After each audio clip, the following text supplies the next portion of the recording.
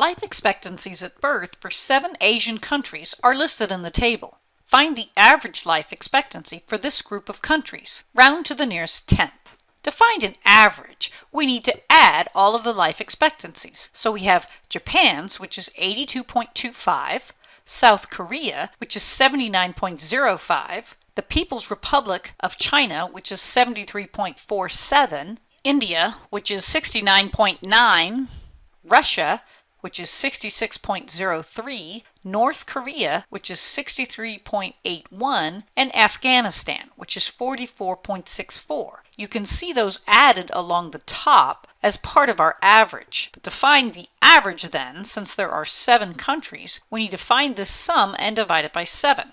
So adding all the values in the numerator, we get 479.15, and we still need to divide that by 7. So this gives us about 68.45. So looking back, it says round to the nearest tenth. So we would say that the average life expectancy then is 68.5 years.